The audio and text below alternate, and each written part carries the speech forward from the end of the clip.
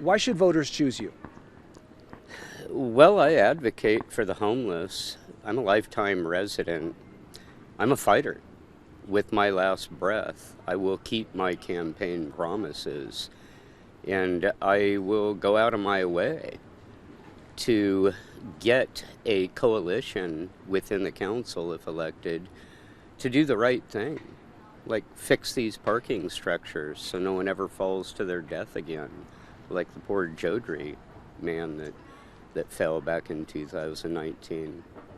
They still haven't fixed these. We have a chronic homeless problem slash mentally ill wandering our streets.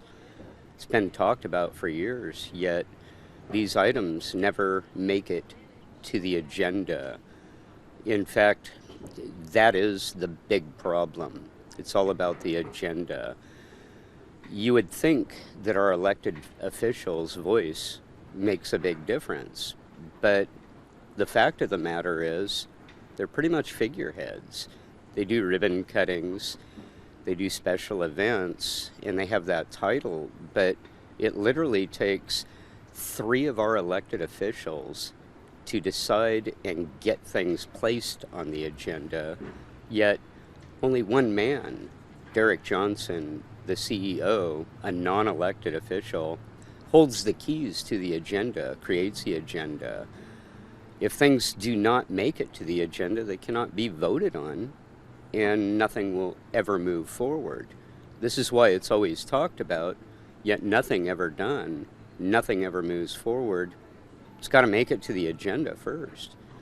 So we need to change policy, our charter, and vote it in, have three of our elected officials vote it in, where the mayor alone or two city council members, no more than two of our elected officials, be able to place sensitive, important items on the agenda that is going to make a difference for all of us. And this is the big problem. In order to move forward in all the other healing, this is step one. You may have touched on it here, certainly, but I'll ask you, what are your top priorities if elected? That is a top priority. As we know, we have a chronic homeless problem. We have a mentally ill problem. We need to be supporting our local businesses downtown, yet we have mentally ill population and homeless population that are sleeping in the doorways of these businesses. They're not getting the attention they need. And although this is the responsibility for the county, and they're certainly clearly not doing their job, none of our elected officials are stepping up to bat and barking at the county and say, hey, Board of Supervisors, do something about this, work with us. Enough talk. Let's have some action. We the people are losing left and right. What are your thoughts on getting more housing built in the city? Within the city, you know, what I would suggest, I mean, let's work smart here. Why is no one ever barks at Cal Poly and Jeff Armstrong, who runs Cal Poly? We need the state to step up to bat, build more housing that is affordable on campus. You've got a lot of property on campus, and they're putting an awful lot of burden, a lot of the weight on the shoulders of the city of San Luis Obispo by not stepping up to bat, working hand in hand with San Luis Obispo and building more of this housing. They certainly could. And they would have less restrictions because it's state, it's not within the city or county. A lot more freedom. And with a plethora of housing that could house their students, they're already paying high tuition. Give those kids a break. Give them reasonable, fair pricing housing. And then it's inevitable, the rest of the housing will drop. It'll have to. If a landlord wants to make money off renting that place, it's going to have to drop his rent. Should the city be doing more to help small businesses? Oh, absolutely. We need to support our local businesses. Our mom and pop businesses are the backbone of our city. They're closing left and right. These are really high rents down here.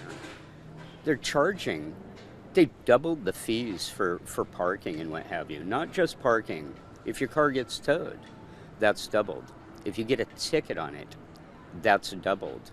They're preying on people for unhealthy revenue, in my opinion. They need to do the carrot and the stick. Give free parking.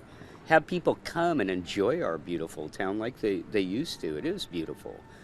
Bring them here. Give them free parking so they come down here and support our local businesses. Do everything we can to support our local businesses. What makes San Luis Obispo special, and what would you do as mayor to carry it forward and enhance it?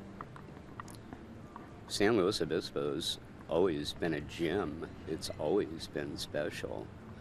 The only thing that has stood in the way of not the beauty, I'm going to say the wonderfulness, period, of this area is politics. It is bad, poor political decisions within the management that are ruining our town. We need to change our management.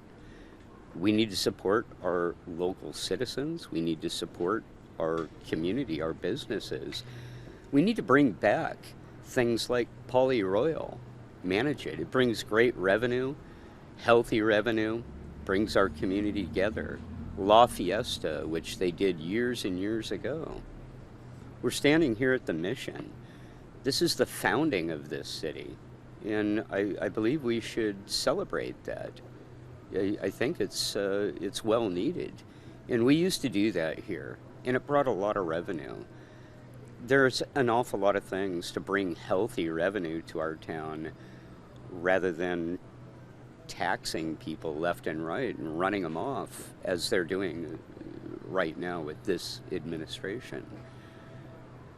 We need to bring revenue, and the way to do that is free parking. Have more events here. Farmers Market's great. It's world famous. It brings pretty good revenue. We need more of this type of activity. We used to have a lot more. We need more. And that will bring the revenue that is needed, and it's healthy.